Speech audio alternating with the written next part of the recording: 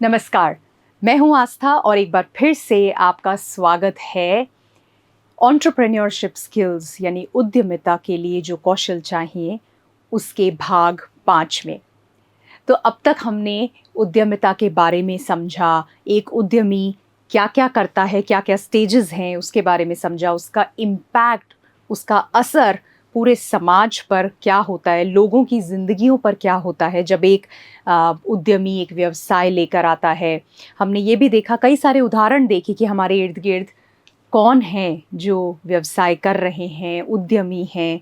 केवल बड़े नहीं बट आस-पास बहुत सारे ऐसे स्थानीय लोकल जो व्यवसायी हैं वो हैं और वो सब एंटरप्रेन्योर्स हैं।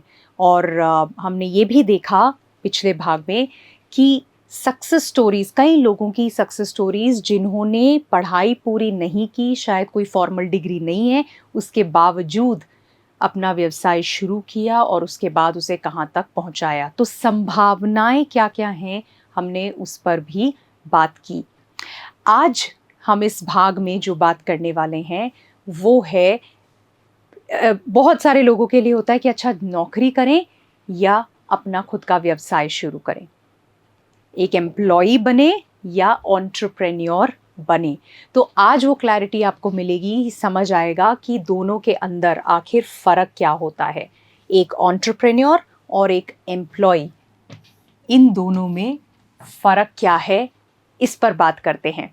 ताकि आपके लिए, अगर आप उस दुविधा में हैं कि मुझे क्या करना है, नौकरी लेनी है या मुझे एंटरप्रेन्योरशिप यानी एक उद्यमी बनना है, तो आपको यहाँ पर अपने प्रश्नों के जवाब मिल सकते हैं।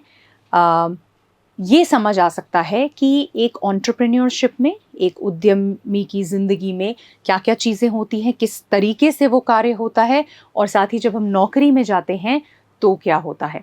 तो आज इस पर काफ़ी सारी चर्चा करेंगे और आपको समझ आएगा। तो अपना नोटबुक, पेन लेकर बैठ जाइए और जो भी कुछ है वो नोट करिए और साथ ही अपने प्रश्नों का भी एक रिकॉर्ड बनाइए। तो सबसे पहले शुरुआत करते हैं। हम काफ़ी सारे फ़र्क देखेंगे, अलग-अलग एस्पेक्ट्स में, अलग-अलग पहलू में, दोनों में क्या फ़र्क है वो देखते हैं। तो आपको उससे आइडिया भी मिलेगा। सबसे पहले प्रोफ़ेशनल रोल यानी व्यावसायिक भूमिका, यानी जब एक एंटरप्रेन्योर होता है और या एम्प्लॉयी होता है, तो एक प्रोफ़ेशनली उन दोनों के कार्यों में क्या फ़र्क होता है। तो एक एंटरप्रेन्योर यानी उद्यमी बिजनेस ओनर, लीडर और इनोवेटर का रोल अपनाता है। इसका क्या मतलब हुआ? इसका मतलब ये हुआ कि केवल एक हिस्से में या एक रोल में उनका कार्य नहीं होता है। पूरा व्यवसाय, पूरे बिजनेस को देखना, तो एक बिजनेस की जो लीडरशिप है, वहाँ क्या इनोवेशंस आने हैं, पूरी लीडरशिप जो है, वो ओनरशिप जो है, वो एक व्यवसायी या एक उद्यमी लेता है। लेकिन जॉब में, नौकरी पेशा के लिए ऐसा नहीं है। अगर आप एक एम्प्लॉई हैं तो स्पेसिफिक रोल, कंपनी में, जिस भी कंपनी में आप कार्यरत हैं वहाँ पर एक खास रोल होगा और उसमें आपका क्या काम होगा वो भी डिफाइंड होगा। अच्छा, अगर मैं सेल्स एग्जीक्यूटिव हूँ तो मेरा काम ये है कि जो लोग आ रहे हैं मुझे उनको, मान लीजिए रियल एस्टेट है, मुझे उनको साइट दिखानी है, उसके बाद में उनको अच्छे से ट्रीट करना है, उनकी जो क्वेश्चंस हैं, जो प्रश्न हैं वो जवाब देने हैं उनके, और उनको पूरा सेटिस्फाई करके भेजना है। उसके बाद 4 दिन बाद मुझे उनसे फॉलो अप करना है और आगे कुछ भी, जो भी सपोर्ट करना है, उस डील को क्लोज करना है। अब और भी बहुत सारे कार्य उसमें, उस बिजनेस में, उस कंपनी में हो रहे हैं, लेकिन वो आपकी जिम्मेदारी नहीं है। लेकिन एंटरप्रेन्योर ओनर है, वो पूरा व्यवसाय उन्हीं का है, तो पूरे की जिम्मेदारी इन्हीं के ऊपर है। तो प्रोफेशनली एक ओनर, एक लीडर, एक इनोवेटर का रोल एक एंटरप्रेन्योर लेता है। तो ये हुआ व्यावसायिक या प्रोफेशनली करते क्या हैं, दोनों की जिम्मेदारियां कहाँ तक हैं उसके बारे में। डिसीजन मेकिंग, अब ये दोनों ही रोल्स में होता है। आप कोई भी कार्य करते हैं तो ऐसे बहुत से अवसर होते हैं जहां आपको छोटे बड़े निर्णय लेने होते हैं। तो अब निर्णय लेने में आप कहोगे क्या फ़र्क है, दोनों ही निर्णय लेते हैं। बिल्कुल। लेकिन एक एंटरप्रेन्योर को ये कहें पूरी आज़ादी होती है। ऑटोनॉमी मतलब वो खुद निर्णय लेते हैं, बिजनेस किस दिशा में जाएगा उसको लेकर के, क्या स्ट्रैटेजी होगी, रणनीति क्या होगी, ये वर्क कर रहा है, ये कार्य कर रहा है, ये अच्छा चल रहा है, नहीं आई थिंक बदलने की ज़रूरत है, बाज़ार के हिसाब से हमें ये अभी बदल देना चाहिए या फिर कुछ और लाना चाहिए। जो रणनीति है वो हर वक्त कॉन्स्टेंटली मॉनिटर करना, उसको देखना और फिर बदलना, उसको लेकर के निर्णय लेना कि हम यही करते रहेंगे या हमें कुछ बदलना है, उस पर कार्य। और फिर जो ऑपरेशंस हैं यानी संचालन के संबंध में जो निर्णय होते हैं वो सभी एक एंटरप्रेन्योर को लेने होते हैं, क्योंकि वो बिजनेस ओनर है तो उनको सभी चीज़ें देखनी होती है। लेकिन एक एम्प्लॉई टिपिकली जो उनके बॉस हैं, जिस भी पोजीशन पर हो, जो हायर मैनेजमेंट है, बॉस है, जो भी आपका सुपरवाइजर है, जिसको आप रिपोर्ट करते हो, उनके कहे अनुसार डायरेक्टिव्स फ्रॉम हायर मैनेजमेंट, जो आपके बॉस हैं उनके हिसाब से, और फिर कंपनी की जो पॉलिसीज़ होती हैं और प्रोसीजर्स होते हैं, जो नीतियाँ होती हैं, जो सिस्टम बने हुए हैं, जो प्रक्रियाएं हैं, उसके मुताबिक एक एम्प्लॉय कार्य करता है। एम्प्लॉय अपनी मनमर्जी का नहीं चला सकता।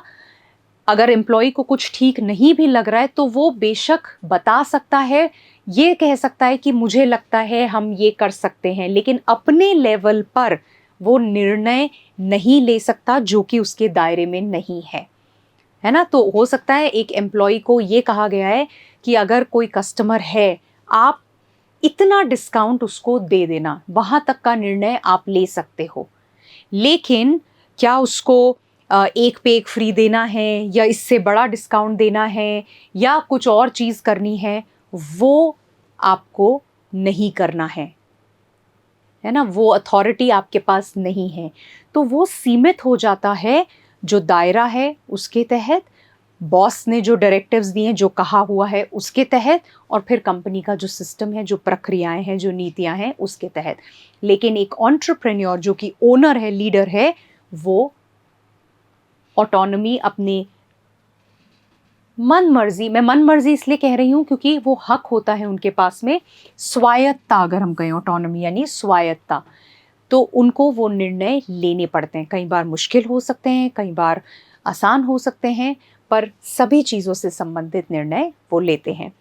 रिस्क एंड रिस्पॉन्सिबिलिटी, कितना जोखिम है और कितनी जिम्मेदारी है। तो जाहिर सी बात है एक एंटरप्रेन्योर, एक उद्यमी जो हैं, वहाँ पर जिम्मेदारी, प्राइमरी जिम्मेदारी है बिजनेस के सक्सेस या फेलियर की, है ना। तो सारी जो फिनेंशियल रिस्क है, सक्सेस, फेलियर, ये सारी चीज़ की जिम्मेदारी एंटरप्रेन्योर पे। वो अकेले काम नहीं कर रहे, हो सकता है टीम है, हो सकता है अकेले हैं, हो सकता है 4 लोग हैं, पर किस दिशा में जाएगा, सक्सेसफुल होगा, कितना आगे बढ़ेगा, फेल हो जाएगा, बंद हो जाएगा, ये सारी जिम्मेदारी एंटरप्रेन्योर लेता है। तो रिस्क ज़्यादा है, जोखिम ज़्यादा है।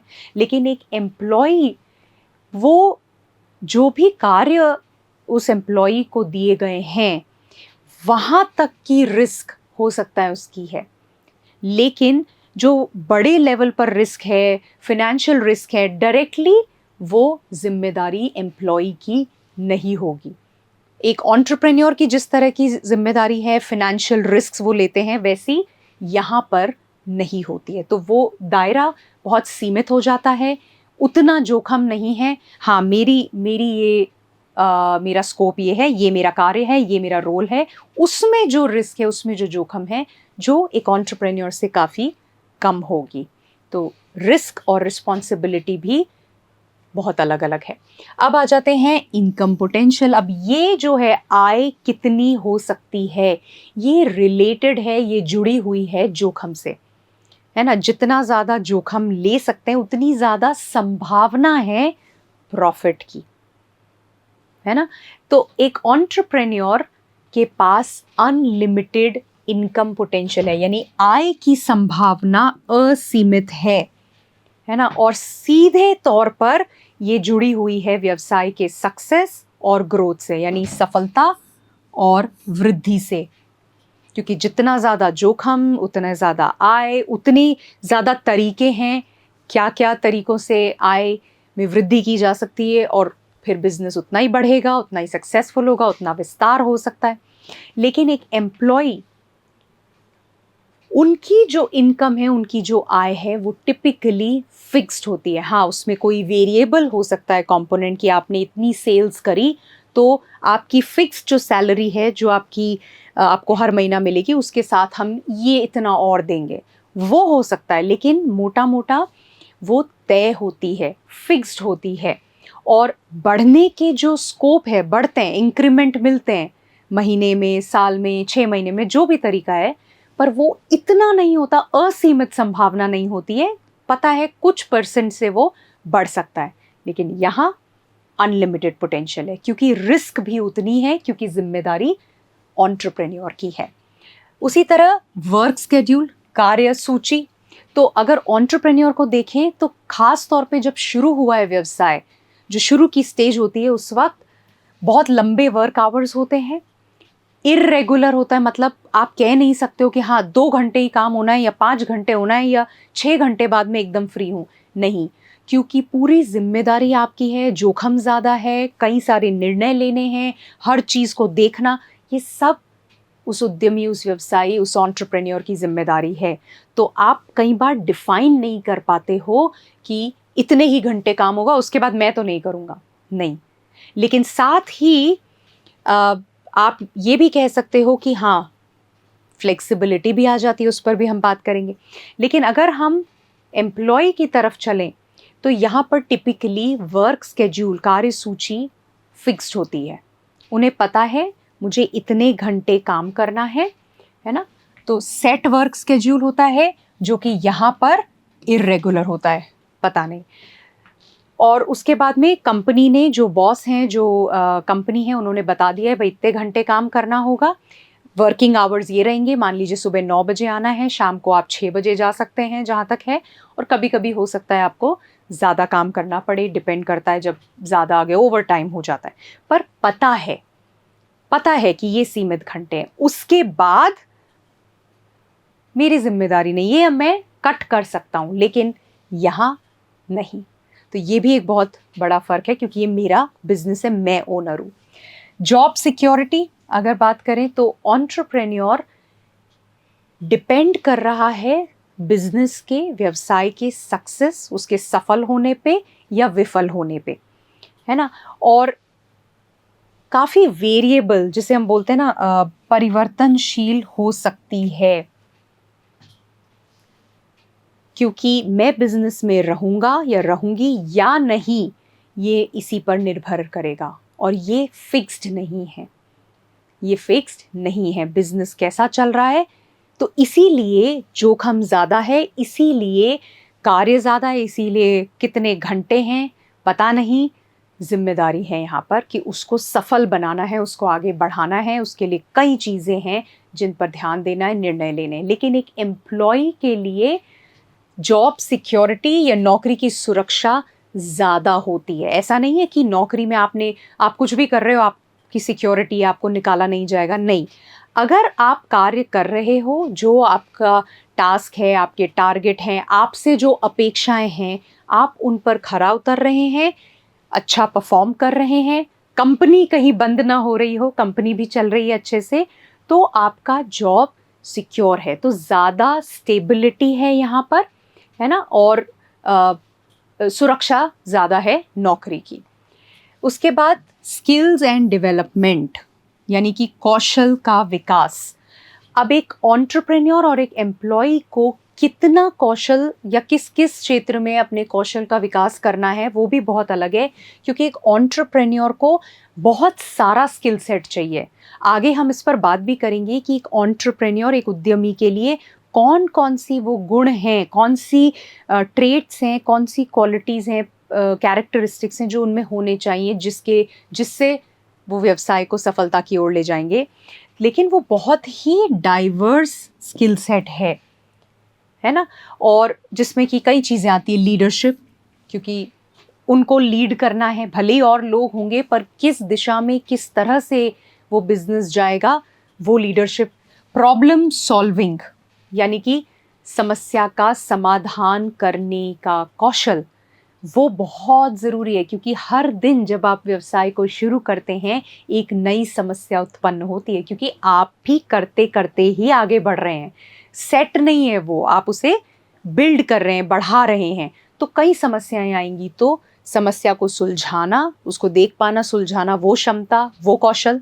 साथ ही एंटरप्रेन्योरियल माइंडसेट यानी वो मानसिकता, उद्यमशीलता वाली मानसिकता, क्योंकि एक बहुत ही अलग मानसिकता होती है, आगे आगे हम उस पर भी बात करेंगे, पर वो मानसिकता भी होनी चाहिए और वो भी सीखी जा सकती है, बिल्ड की जा सकती है ना। Opportunities for continuous learning and skill development are abundant. बहुत बहुत संभावनाएं, बहुत सारे अवसर हैं जहां आप आगे सीख सकते हैं, ग्रो कर सकते हैं, बढ़ सकते हैं एक एंटरप्रेन्योर के लिए। क्या कमी है, ये स्किल ले लो, ये कम है, ये कौशल का विकास कर लो। और भी चीज़ें कर सकते हैं, बिजनेस से लेकर के, पर्सनल स्किल से लेकर के। अब एक जो एम्प्लॉय है, उनके लिए उनका जो ऑर्गेनाइजेशन का, कंपनी का पूरा ध्यान केंद्रित होता है इस चीज़ पर कि स्पेसिफिक जॉब रिलेटेड स्किल्स, मतलब उनकी जो एरिया है, जिस चीज़ के लिए उनको नौकरी पर रखा गया है, उसके अंदर उससे संबंधित जो कौशल है उसको आगे बढ़ाने के लिए काम किया जाता है। मतलब कोई अगर उनको ट्रेनिंग भी दिलाई जा रही है या उस पर भी वो खर्चा करते हैं, तो वो उनके जॉब से रिलेटेड स्किल्स होते हैं, है ना। और फिर उसमें आगे बढ़ने की संभावना क्या है, कंपनी के अंदर जैसा मैं परफॉर्म कर रही हूँ, अपेक्षाओं पे जितना खरा उतर रही हूँ, सीख रही हूँ, उस कौशल का विकास कर रही हूँ, आगे बढ़ रही हूँ, अच्छा परफॉर्म कर रही हूँ, तो संभावनाएं हैं कि मैं उस एरिया में आगे बढ़ती चली जाऊंगी। पर वो मेरी एक दिशा होगी। अगर मैं फिनेंस में हूँ तो फिर फिनेंस में हो सकता है मैंने इनिशियल शुरू किया, फिर और कौशल का विकास हुआ, फिर मैंने कुछ और सीखा, फिर मैं आगे बढ़ी, प्रमोशन हुआ, मैं उसी में बढ़ते बढ़ते आगे जा रही हूँ। फिर मैं मार्केटिंग का काम नहीं कर रही, मैं सेल्स का नहीं कर रही, ऑपरेशंस नहीं देख रही हूँ। लेकिन एक एंटरप्रेन्योर के लिए सभी स्किल्स ज़रूरी हैं, बहुत वाइड स्किल्स हैं, सीखने की संभावनाएं असीम है और ज़रूरी भी है। वर्क लाइफ बैलेंस, कार्य संतुलन, अब ये टर्म इतनी यूज़ होती है, लेकिन एक एंटरप्रेन्योर के लिए ये बैलेंस थोड़ा चैलेंजिंग हो सकता है, थोड़ा सा मुश्किल हो सकता है, खासकर शुरुआती दिनों में। जब स्टार्ट हुआ है तो हालांकि फ्लेक्सिबिलिटी भी ज़्यादा हो जाती है, क्योंकि आप घंटों से, वक्त से बंधे हुए नहीं होते हैं, लेकिन साथ ही आप रोक नहीं सकते, आप उसे आप ये नहीं कह सकते बस इतने घंटे, इसके बाद कुछ नहीं, जैसा हम बात कर रहे थे। अगर कई बार कई एंटरप्रेन्योर्स, कई ऐसे उद्यमी हैं जिन्होंने व्यवसाय शुरू किया तो शुरुआती दिनों में रात रात भर भी काम किया है, लगातार 36 घंटे, 72 घंटे काम कर रहे हैं। तो ऐसे वक्त भी आ सकते हैं, क्योंकि तब आप खड़ा कर रहे हो अपने बिजनेस को, बहुत तरह की उलझनें आ सकती हैं। तो वो मानसिकता होनी बहुत ज़रूरी है, नहीं तो इसको संभाल पाना मुश्किल हो जाता है। तो तैयार रहिए, क्योंकि अगर ये हम करना चाहते हैं तो वर्क लाइफ बैलेंस हिल सकता है। हाँ, यहाँ पर थोड़ा सा बेहतर होता है वर्क लाइफ बैलेंस। हालांकि आजकल जिस तरह से नौकरियों में हम सुनते हैं, लोग काफ़ी वक्त ऑफिस में बिताते हैं, एक्स्ट्रा भी अपने ऑफिस आवर्स के बाद, तो वो है, लेकिन फिर भी डिफाइंड है, पता है, परिभाषित है कि कितने घंटे कार्य करना है। उसके बाद आप चाहो तो कट कर सकते हो कि अब मेरा पर्सनल कुछ कमिटमेंट है, मुझे वहाँ जाना है, वो करना है, तो आप उसके बाद अलग हो सकते हो। लेकिन यहाँ हो सकता है मैं सब करके और घर आई और फिर एक कोई समस्या आ गई और मेरे पास फ़ोन आ गया। अब चूंकि ये मेरा खुद का व्यवसाय है, ओनरशिप यहाँ है, लीडरशिप है, हो सकता है मुझे दोबारा भागना पड़े, हो सकता है मुझे सब छोड़ करके, घर का कोई फंक्शन है वो भी छोड़ करके उसमें एक बार लगना पड़े। तो वर्क लाइफ बैलेंस में इस प्रकार दोनों में फ़र्क आ जाता है। पर्सनल फुलफिलमेंट, व्यक्तिगत पूर्ति किस में महसूस होती है? अब ये कोई एक स्टैंडर्ड आंसर नहीं है, पर अक्सर आप यहाँ थोड़ा ज़्यादा व्यक्तिगत पूर्ति या पर्सनल फुलफिलमेंट महसूस करते हो, क्योंकि कुछ चीज़ है आपकी खुद की पसंद की, आपने शायद उसका सपना देखा, आप अपनी चीज़ बिल्ड कर रहे हो, अपनी चीज़ को बना रहे हो, उसका निर्माण कर रहे हो, तो इधर जो खुशी मिलेगी, सुकून मिलेगा, पूर्ति महसूस होगी, वो अलग होगी। यहाँ भी होगी, लेकिन यहाँ आप किसी के लिए कार्य कर रहे हो, किसी और के सपने पूरे कर रहे हो, उसमें अपना योगदान दे रहे हो। हाँ, उसके लिए आपको पैसे मिल रहे हैं, इंक्रीमेंट भी होगा, प्रमोशन भी होगा, और कई लोगों को यहाँ भी अच्छा लगता है, ऐसा नहीं है, पूर्ति मिलती है, लेकिन वो पूर्ति आएगी किसमें? दूसरों को योगदान देने में, उस कंपनी को। और उस रोल के अंदर मेरे जो पर्सनल गोल्स हैं, है ना, मेरा जो लक्ष्य है कि हाँ, मुझे मे बी एक घर खरीदना है, फिर मुझे परिवार के साथ छुट्टी पे जाना है, मुझे ये वक्त चाहिए, तो वो गोल भी आप साथ में पूरे कर रहे हो, ये चीज़ आपको खुशी देती है। यहाँ खुद की चीज़ का निर्माण कर रहे हो, तो बड़े अलग तरह की पूर्ति यहाँ मिलती है। तो ये मोटे मोटे हमने डिफरेंसेस देखे, फ़र्क देखे दोनों में। अब एक छोटा सा उदाहरण अगर लेकर के देखते हैं इन्हीं सभी को, कि अगर एक डॉक्टर है जो किसी हॉस्पिटल के लिए काम कर रहा है, तो वो क्या हुआ? एक एम्प्लॉई हुआ, सेवा दे रहे हैं वहाँ पर किसी और के लिए। लेकिन अगर उन्हीं डॉक्टर ने अपना क्लिनिक खोल लिया, यानी कि मैं वर्किंग फॉर अ हॉस्पिटल, किसी हॉस्पिटल के लिए काम कर रहे हैं, और या फिर खुद का क्लिनिक खोला, तो फिर वो एक एंटरप्रेन्योर हो गए। तो आप एक ही स्किल सेट, एक ही एक्सपर्टीज, मैं एक्सपर्ट हूँ मेडिकल के इस एरिया में, मैं नौकरी भी कर सकता हूँ और मैं एंटरप्रेन्योर भी बन सकता हूँ। आप चुनिए आपको क्या करना है। अब ये देखते हैं कि अगर ये डॉक्टर हॉस्पिटल में यानी एम्प्लॉय बनते हैं तो, और अगर ये एंटरप्रेन्योर बनते हैं तो क्या। तो अगर आप देखोगे तो हमने जिन जिन एस्पेक्ट्स की बात की, हमने देखा कि जहाँ जहाँ फ़र्क है इन दोनों के अंदर, तो जैसे ही वो एंटरप्रेन्योर हैं तो सारे डिसीजन, सारी चीज़ें कि किस तरह से मेरा क्लिनिक होगा, क्या क्या चीज़ें होंगी, सेटअप होगा, क्या लगाना है, कैसे बिल्ड करना है, किधर होगा, ये सारे निर्णय लेने होंगे।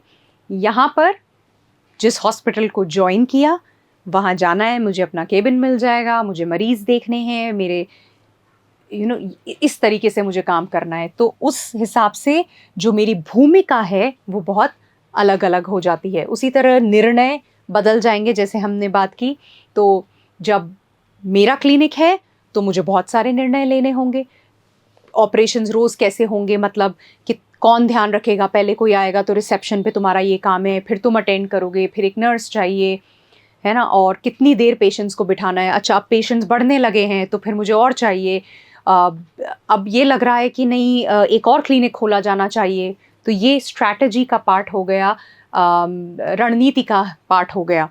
लेकिन एक एम्प्लॉई है, वो वहाँ क्लिनिक में है, उसको जो इंस्ट्रक्शंस मिले हुए हैं, आप ये फ़ीस लेंगे, इस तरह से देखेंगे, अगर कोई टेस्ट हैं तो ऐसे रेकमेंड करेंगे, वो सब निर्धारित होता है। तो निर्णय भी बदल जाते हैं कि कितने निर्णय लेने, कहाँ लेने हैं। उसके बाद में रिस्क रिस्पॉन्सिबिलिटी बिल्कुल अलग है, क्योंकि यहाँ हॉस्पिटल में वो काम कर रहे हैं डॉक्टर, जोखिम बहुत लिमिटेड है, जिम्मेदारी वहीं तक सीमित है ना, कि अच्छा ट्रीटमेंट देना है, अच्छे से उस पेशेंट को हैंडल करना है।